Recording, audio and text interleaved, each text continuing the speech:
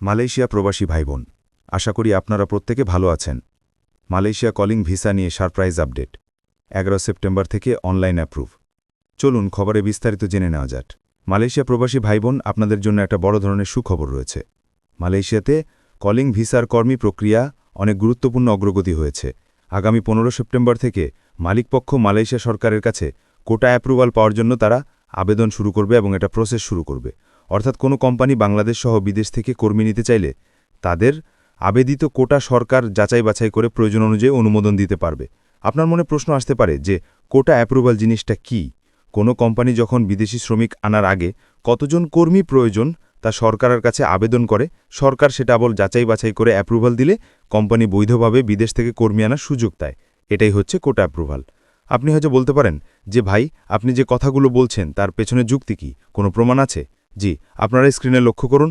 আপনারা দেখতে পাচ্ছেন মালয়েশিয়া সরকারের পক্ষ থেকে মন্ত্রণালয় থেকে ইতিমধ্যে এই নোটিশটি শেয়ার করা হয়েছে। এখানে যদিও মালয় ভাষায় লেখা রয়েছে, কিন্তু আমি আপনাদেরকে অনুবাদ করে বলে দিচ্ছি। এখানে বলা হচ্ছে, মালয়েশিয়া অভ্যন্তরীণ মন্ত্রণালয় বিদেশি কর্মী কোটার জন্য তারা অনুমোদন দিতে যাচ্ছে পর্যটন শিল্প এবং সংস্কৃতি মন্ত্রণালয়ের অধীনে। এখানে বলা হচ্ছে যে পর্যটন শিল্প সংস্কৃতির অধীনে থাকা এই খাতগুলোর জন্য বিদেশি কর্মীর আবেদন চলবে, যেমন স্পা, কল্যাণ কেন্দ্র, অফিস, হোটেল, পর্যটন দ্বীপসমূহ, গল্ফ ক্লাব এবং থিম পার্ক। আগামী 15 সেপ্টেম্বর থেকে 24 থেকে 10 ডিসেম্বর পর্যন্ত এই আবেদন চলবে। Foreign workers centralised management system এসএমএসের মাধ্যমে আবেদন করতে হবে এবং সকাল 8টা থেকে দুপুর 12টা পর্যন্ত এবং সকাল 8টা থেকে বিকাল 5:30 পর্যন্ত এই সময় চলবে। এখানে বলা হয়েছে আরও বেশ কিছু স্থানের নাম দেওয়া হয়েছে এবং প্রক্রিয়ার কথা উল্লেখ রয়েছে, যেমন বিদেশি কর্মী, আপনার অনুমোদনের জন্য 18 সালের নিয়ম অনুসরণ করা হবে, সাক্ষাৎকার আবেদন করা হবে, এখানে লেভি পরিশোধ করতে হবে, আপনার এসকেবি এর মেয়াদ থাকতে হবে 12 মাস।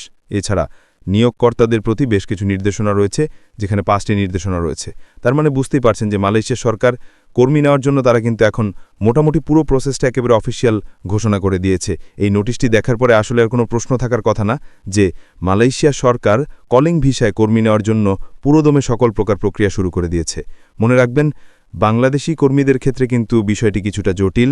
মালয়েশিয়া কর্মী পাঠাতে বাংলাদেশ সরকারের সাথে সিন্ডিকেটের বিষয়ে সমঝোতা না হলে মালয়েশিয়ার কোনো কোম্পানি কিন্তু বাংলাদেশ থেকে কর্মী নিতে পারবে না।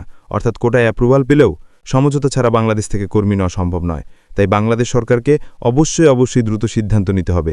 মালয়েশিয়া সরকার যে অনুমোদন দিয়ে দিয়েছে, কোম্পানি কিন্তু তারা বাংলাদেশিদের জন্য ডিমান্ড দিবে, কিন্তু বাংলাদেশ সরকারের সাথে যদি মালয়েশিয়া সরকারের চুক্তি না হয় তাহলে বাংলাদেশ থেকে অনেক কর্মী মালয়েশিয়া নিতে পারবে না।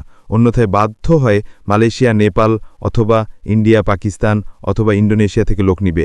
তাই বাংলাদেশকে অবশ্যই দ্রুত পদক্ষেপ নিতে হবে, অন্যথায় কলিং ভিসা অন্য যে কোনো দেশের আন্ডারে চলে যেতে পারে এবং এত বড় একটা সেক্টরে আমাদের বাংলাদেশি কর্মী পাঠানোর যে সুযোগ, সেটা মিস হয়ে যাবে। আমাদের মালয়েশিয়া প্রবাসী সকল ভাইদের সাথে এখনই শেয়ার করে সবাইকে এই গুরুত্বপূর্ণ খবরটি জানার সুযোগ করে দিন।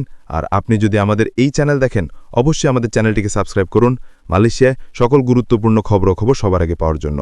ধন্যবাদ সবাইকে। আমাদের সকল ভিডিও আপডেট সবার আগে পেতে আমাদের চ্যানেলটিকে সাবস্ক্রাইব করুন, সাবস্ক্রাইব বাটনে ক্লিক করুন এবং বেল আইকনে চাপুন, যাতে আমাদের কোনো নতুন ভিডিও আপনি মিস না করুন।